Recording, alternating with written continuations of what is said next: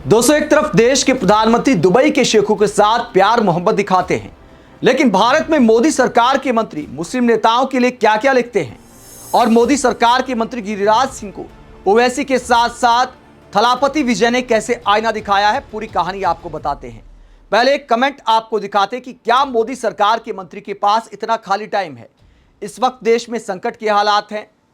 PM Modi सोना ना खरीदने की अपील कर रहे हैं, तेल बचाने की अपील कर रहे हैं, कम तेल खाने की अपील कर रहे हैं।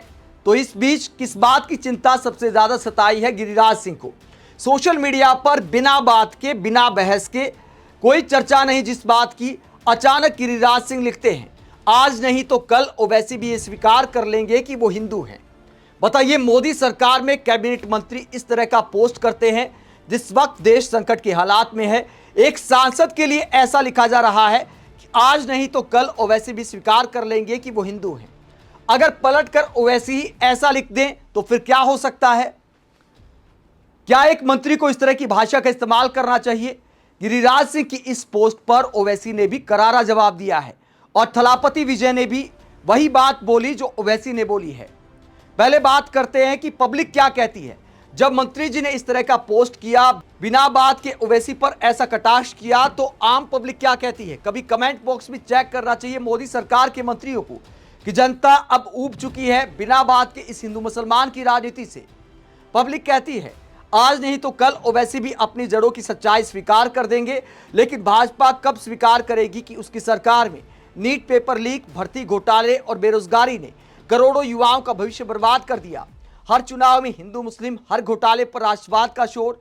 जब बच्चों की मेहनत बिक रही थी तब सरकार सिर्फ इवेंट मैनेजमेंट में व्यस्त थी। देश को डिग्री नहीं, लीक सिस्टम मिला है। तो ये पब्लिक कटाक्ष करती है। पेपर लीक वगैरह जो गंभीर मुद्दे छिड़े हुए हैं, जिन्हें लेकर विपक्ष मोदी सरकार से सवाल कर रहा है। राहुल गांधी सहित विपक्षी नेता सवाल कर रहे, उन सवालों का कोई जवाब नहीं है।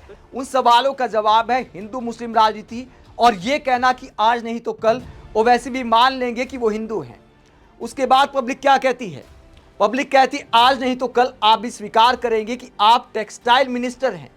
तो बहुत कम लोगों को शायद ये पता होगा कि गिरिराज सिंह कपड़ा मंत्री हैं, टेक्सटाइल मिनिस्टर हैं। तो पब्लिक याद दिला रही है कि अपने मंत्रालय के काम पर ध्यान दीजिए।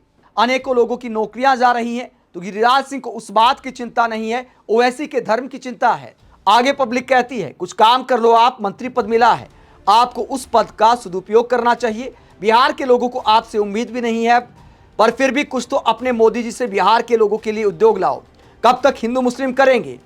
तो बिहार की पब्लिक डिमांड करती है कि आप हमारे यहाँ के मंत्री हैं, कुछ हमारे लिए काम कर लीजिए, थोड़ी देर हिंदू मुस्लिम राजनीति बंद कर दीजिए। आगे पब्लिक कहती है प्रभु देश दुनिया में बहुत कुछ अच्छा बुरा हो रहा है, उन सब पर भी बोल दिया करो, या जब मुंह खोलना है तो मुंह से गोबर ही करना है, बाकी मलाई काटो। जनता तो क्यूटिया है जो कुर्सी पर बिठाए जा रही साल दर साल।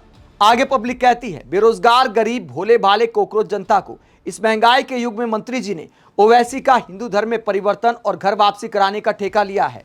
हिंदू मुसलमान, झटका, हलाल, बिहार मंत्री बिहार के विकास में चार चांद लगा देते हैं। देश आखिरकार कितना भोला है जो इनकी चालाकी नहीं समझ पा रहा है। तो पब्लिक कटाक्ष करती है कि कभी बताते हैं कि कौन सा मीट खाना चाहिए, झटका खाना चाहिए कि हलाल खाना चाहिए। कभी ओवैसी के धर्म पर कटाक्ष करते हैं। क्या मोदी सरकार के मंत्री के पास और कोई काम नहीं है?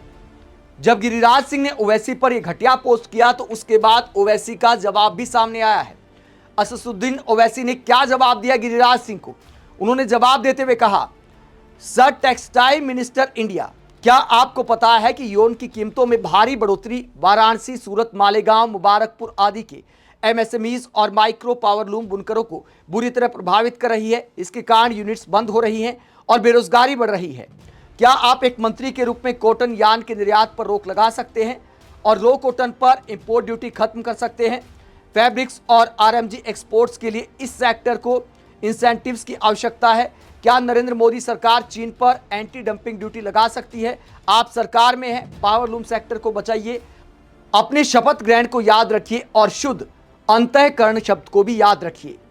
तो ओवैसी संविधान की शपथ याद दिलाते हैं, शुद्ध अंतःकरण का मतलब समझाते हैं कि किसी में भेदभाव नहीं करना है, बिना भय बिना पक्षपात के काम करना है, शुद्ध अंतःकरण से काम करना है। साथ ही जो कपड़ा उद्योग में समस्याएं चल रही हैं, एक के बाद एक समस्याएं ओवैसी याद दिलाते हैं कपड़ा मंत्री को।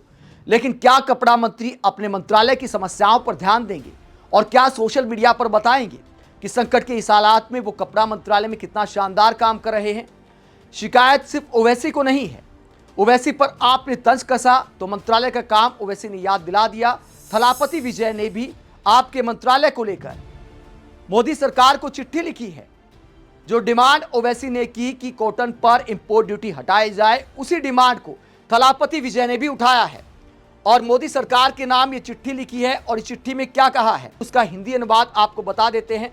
मोदी सरकार के नाम लिखी चिट्ठी में थलापति विजय ने कहा, तमिलनाडु भारत का सबसे बड़ा टेक्सटाइल और कपड़ा निर्यात करने वाला राज्य है। इस उद्योग पर लाखों लोगों की नौकरी और आजीविका निर्भर करती है।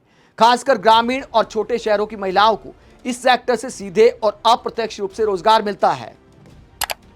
हाल के समय में कपास की कीमतें बढ़ने और उसके कारण धागे यानी योन की कीमत बढ़ने से यह उद्योग गंभीर संकट का सामना कर रहा है। माना जा रहा है कि इसकी मुख्य वजह देश में कपास उत्पादन की कमी और व्यापारिक गतिविधियों में बढ़ोतरी है। कपास की कीमत 54,700 प्रति कैंडी से बढ़कर 67,700 प्रति कैंडी हो गई है। एक कैंडी में 356 किलो वजन होता है। तो उसकी बात करते हैं विजय आगे कहते हैं, यानी पिछले 2 महीने में लगभग 25% की बढ़ोतरी हुई है। वहीं धागे यानी योन की कीमत 301 रुपए प्रति किलो से बढ़कर 330 रुपए प्रति किलो हो गई है।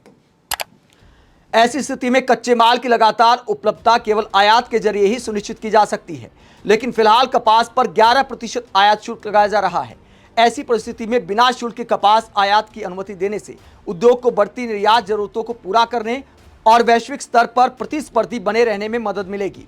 कृषि के बाद टेक्सटाइल और परिधान उद्योग सबसे ज्यादा रोजगार देने वाले क्षेत्रों में से एक है। आगे विजय कहते हैं, इसलिए सरकार की यह बड़ी जिम्मेदारी है कि वो लाखों लोगों की नौकरियों की रक्षा करे और टेक्सटाइल उद्योग की पूरी सप्लाई चेन को स्थिर बनाए रखे। इसीलिए मैं आपसे अनुरोध करता हूं कि कच्चे माल की उपलब्धता सुनिश्चित करने के लिए कपास पर वर्तमान 11% आयात शुल्क को घटाकर 0% किया जाए। इससे टेक्सटाइल और कपड़ा उद्योग वैश्विक स्तर पर प्रतिस्पर्धी बना रहेगा, निर्यात बढ़ेगा और लाखों नौकरियों की सुरक्षा होगी। यानी ओवैसी के साथ साथ थलापति विजय भी कॉटन पर इंपोर्ट ड्यूटी हटाने की बात करते हैं और कहते सप्लाई चेन का संकट आ गया है। रॉ मटेरियल चाहिए, उस पर आपने इंपोर्ट ड्यूटी लगा रखी है, वो महंगा हो गया है और इसीलिए सेक्टर चुनौतियों का सामना कर रहा है। लाखों लोगों की नौकरी संकट में आ गई है। तो पीएम मोदी के साथ साथ गिरिराज सिंह को भी इस पर ध्यान देना चाहिए। अगर कोई समस्या है तो प्रधानमंत्री से बात करनी चाहिए और प्रधानमंत्री को मनाना चाहिए कि टेक्सटाइल सेक्टर में फिलहाल जो संकट है उसका सामना कैसे किया जा सकता है। लेकिन टेक्सटाइल मंत्री को इस बात की चिंता है कि ओवैसी कब ये स्वीकार करेंगे कि वो हिंदू हैं। आप हिंदू मुस्लिम की ऐसी राजनीति को लेकर क्या सोचते हैं? और मोदी सरकार के मंत्री सोशल मीडिया पर अपने काम की बजाय जब ऐसे पोस्ट करते हैं तो उस पर आपके क्या विचार हैं? कमेंट बॉक्स में अपनी राय जरूर दें। साथ ही पब्लिक मीटर को सब्सक्राइब भी करें। नमस्कार।